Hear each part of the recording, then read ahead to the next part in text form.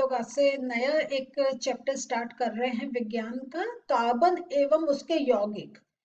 और इसमें हम लोग इसके बारे में समझेंगे कि कार्बन के क्या कंपाउंड्स होते हैं, वो उनका कैसे एक, अगर देखिए तो जितने हमारे पास एलिमेंट्स हमें मालूम है उसमें कार्बन एक बहुत कुछ एक नया टाइप के कॉम्बिनेशंस और नए टाइप के कैरेक्टरिस्टिक शो करता है। तो हम लोग इस चैप्टर में मेन है कि कार्बन के बारे में पढ़ेंगे। तो हमारा ये जो विज्ञान का सेशन है ये रसायन विज्ञान है इसका। तो जैसा जानते हैं कि विज्ञान में हमारे 3 पार्ट्स हैं, बायोलॉजी, फिजिक्स एंड केमिस्ट्री। तो ये केमिस्ट्री रसायन विज्ञान से रिलेटेड ये हमारे आज से टॉपिक स्टार्ट हो रहा है। अब ये जो हमारा टॉपिक है ये हम देखते हैं, इसमें हमारा ये काफी लंबा चलेगा कि आप देख रहे हैं कि यहाँ पे ये 14 और ये 21, तो हमारा ये चैप्टर 21 सेशंस में कंप्लीट होगा। तो आज जो हमारा है, आज हम लोग विज्ञान ये जो है कार्बन है इसका परिचय लेंगे और कार्बन में आबंधन जो कैसे बॉन्डिंग होती है उसके बारे में हम लोग समझेंगे। तो चलिए आज का सेशन स्टार्ट करते हैं और एक नया चैप्टर भी स्टार्ट करते हैं। तो ये देखें, तो हमें काफी कुछ इस चैप्टर में समझना है।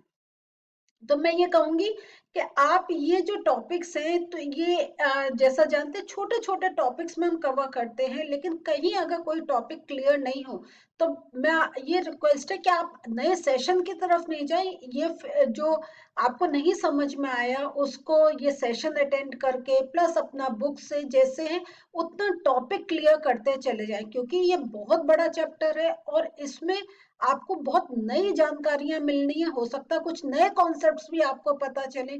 तो आप अपना स्टेप बाय स्टेप इस चैप्टर को समझते जाएं, समझ लेंगे तब जैसा मैं हमेशा कहती हूँ बिल्कुल भी डिफिकल्ट नहीं लगेगा। तो चलिए हम लोग स्टार्ट करते हैं। तो इसका जो कार्बन के प्रकृति में सबसे अधिक पाए जाने वाले तत्वों में से 15वें स्थान पर आता है। तो और ये हालांकि कार्बन की जो मात्रा हमारे अर्थ पृष्ठ में 0.2% ही है और ये वायुमंडल में खाली 0.3% है, लेकिन इसके बावजूद क्या है, कार्बन का महत्व हमारे जीवन में बहुत है। क्योंकि हम ये देखेंगे कार्बन का कॉम्बिनेशन बहुत से एक आपस में इतना ज्यादा होता है कि वो बहुत बड़ी बड़ी चेन्स बना लेता है। तो अगर हम टोटल उसका देख रहे हैं तो हमें सिर्फ 0.2% वायुमंडल में और 0.3% हमें ये जो सॉरी 0.2% हमारा अर्थ पृष्ठ में और 0.3% हमारा वायुमंडल में प्रेजेंट है। देखने में ये क्वांटिटी कम लग रही है, लेकिन जैसे जैसे हम इस चैप्टर में आगे चलेंगे, कॉन्सेप्ट्स को समझेंगे, तब आपको पता चलेगा ये 0.2 या 0.3% ही बहुत ज्यादा है। और किस किस फॉर्म में हमें कार्बन मिलता है। कार्बन ये एक ऐसा तत्व है जो सभी जीवों में पाया जाता है और ये और इसकी जो एक और खासियत है कि अगर जैसे जीव की मृत्यु हो जाती है कुछ भी है तो उसके बाद भी कार्बन उसमें उपस्थित रहता है। और हम जानते हैं कोयला, पेट्रोल और पेट्रोलियम उत्पाद कार्बन से ही बने हैं। तो ये हमारे, तो हम देखेंगे कि एक एलिमेंट होता है वो कभी कभी ऐसा इंडिपेंडेंट होता है, वो ज्यादा किसी के साथ कॉम्बिनेशन नहीं बनाता, लेकिन कार्बन ऐसा है वो और सबके साथ भी कॉम्बिनेशन बनाता है प्लस आपस में भी बहुत अच्छी बॉन्डिंग बनाता है। और इस चैप्टर में आप इन्हीं सब चीजों के बारे में डिटेल में समझते चलेंगे। तो कार्बन की अगर हम उसका देखें, क्योंकि एलिमेंट है तो इसकी जो एटॉमिक नंबर है, जो परमाणु संख्या है वो 6 है, ठीक है। और इसमें इलेक्ट्रॉन विन्यास देखेंगे तो हम 2-4, तो आपने जैसे देखा है कि हम लोग कैसे करते हैं कि जो हमारा जब हम इलेक्ट्रॉनिक स्ट्रक्चर की बात करते हैं तो सेंटर में न्यूक्लियस होता है जिसमें न्यूट्रॉन एंड प्रोटॉन होते हैं और फिर जो शेल होता है उसमें हम दिखाते हैं कि इलेक्ट्रॉन्स घूम रहे हैं और वो इलेक्ट्रॉन्स जो उसका एटॉमिक नंबर होता है उससे हम निकालते हैं कि कितने इलेक्ट्रॉन्स होंगे। और उसके साथ हम लोग ये भी हमें मालूम है कि कैसे हम ये शेल्स में इलेक्ट्रॉन्स को करते हैं कि 2-2-8-8 करके चलता है। क्योंकि इसका एटॉमिक नंबर 6 है तो पहले वाले शेल में क्या होगा, 2 इलेक्ट्रॉन्स होंगे और फिर हमें कितने बचे, 4। तो ये जो 4 इलेक्ट्रॉन्स है उसके बाद वाले शेल में हमें दिखाई देंगे। अब इसका जो वैलेंस इलेक्ट्रॉन कितने हैं, 4।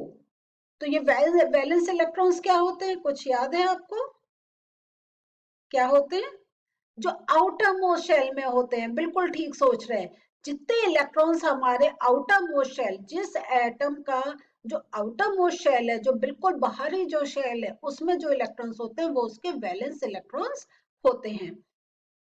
और नेचर में इसकी प्रकृति कैसी है, अधातु। ये हम हर मेटल को हमारे जितने एलिमेंट्स हैं उनको हम मेटल और नॉन मेटल की कैटेगरी में करते हैं।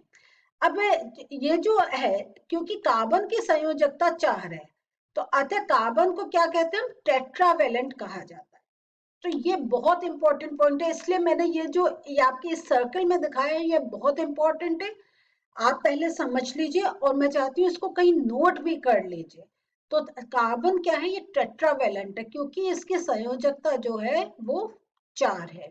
और इसकी जो संयोजकता जिसको हम वैलेंसी बोलते हैं इंग्लिश में, ये 4 है।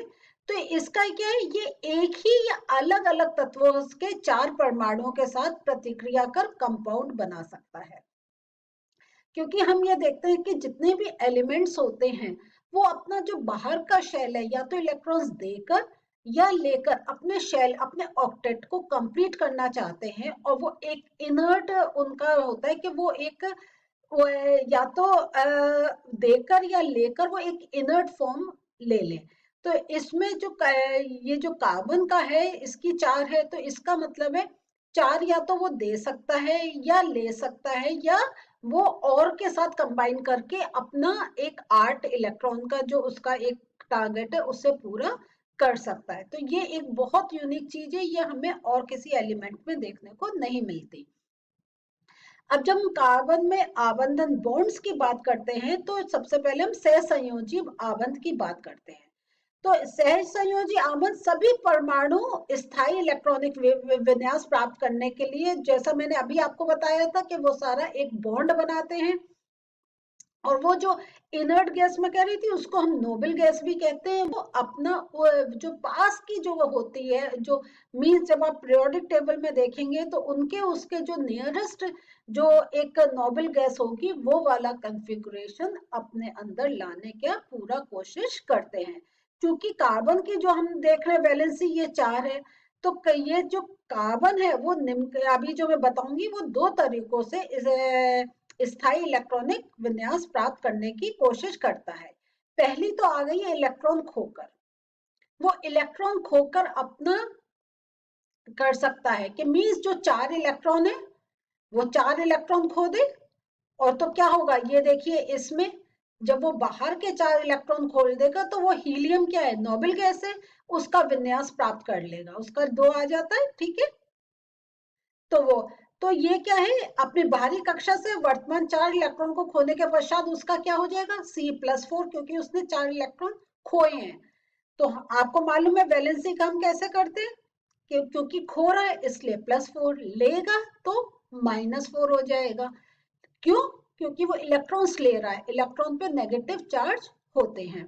तो वो एक तो प्रोसेस हो गया, वो अपने इलेक्ट्रॉन्स को खो दे और हीलियम का विन्यास एक्सेप्ट कर ले। लेकिन उसमें प्रॉब्लम क्या होती है, ये जो बाहरी कक्षा में जो 4 इलेक्ट्रॉन हैं, तो इनको 4 इलेक्ट्रॉन निकालने के लिए इनको काफी ऊर्जा की आवश्यकता होती है।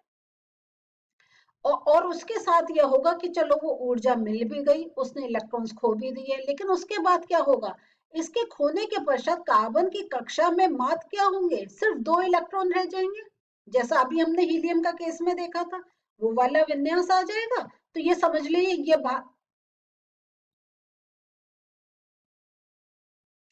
तो आप ये समझ लीजिए बाहर वाले इलेक्ट्रॉन तो चले गए, सिर्फ अंदर के रहे। तो क्या होगा, एक अगर हम कहें उसका पूरा बैलेंस बिगड़ जाएगा। कैसे बैलेंस बिगड़ेगा, क्योंकि यहाँ पे 2 इलेक्ट्रॉन, और हम जानते हैं number of electrons equal to number of protons. Protons तो अंदर 6 हैं, प्रोटॉन अंदर 6 हैं, इलेक्ट्रॉन 2 हैं। तो ये क्या होगा, एक जो एटम है वो काफी कुछ जो एक बैलेंस फॉर्म में चल रहा है उसके अंदर वो बैलेंस नहीं रहेगा। तो ये देखिए मैंने आपको इसी की मैंने काट के दिखाई। तो ये अगर 4 निकल गए तो आपका ये स्ट्रक्चर रह गया। तो यहाँ देखें आपको प्रोटॉन्स तो ज्यादा मिल रहे हैं, देखिए लाल से जो दिखाए हैं ये मैंने यहाँ पे लिखा है, लाल से जो है ये प्रोटॉन्स हैं। तो यहाँ पे अभी हमें क्या था, प्रोटॉन्स और इलेक्ट्रॉन सेम दिखाई दे रहे थे, लेकिन अब क्या है, ये एक हमें बहुत एक जो बैलेंस फॉर्म है वो डिस्टर्ब होता दिखाई देगा। और इस जो ये जो स्थिति है इसमें मात्र 2 इलेक्ट्रॉन के लिए न्यूक्लियस में उपस्थित 6 प्रोटॉन को संभालना ये बहुत कठिन हो जाएगा।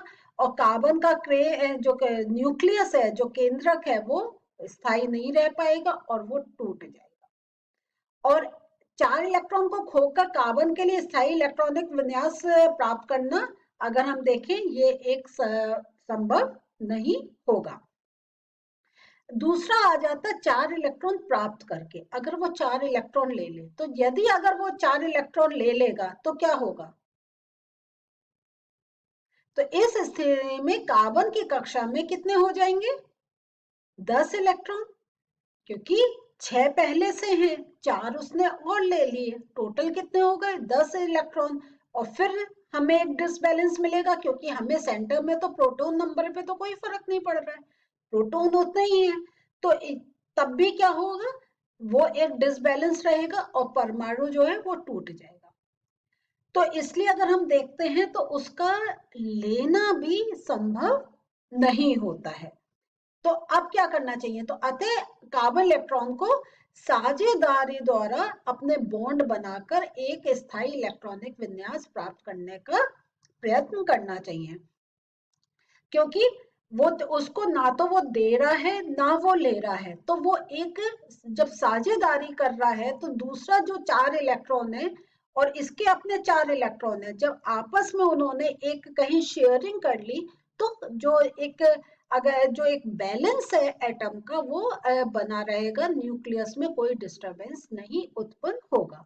कार्बन के अलावा भी कई तत्वों के परमाणु इलेक्ट्रॉन में साझेदारी करके अपने बॉन्ड्स बनाते हैं। तो हमने देखा था बॉन्ड्स अब तक या तो इलेक्ट्रॉन दे देते थे या ले लेते थे, लेकिन आज हम लोग देख रहे हैं कि आपस में वो शेयर भी कर सकते हैं।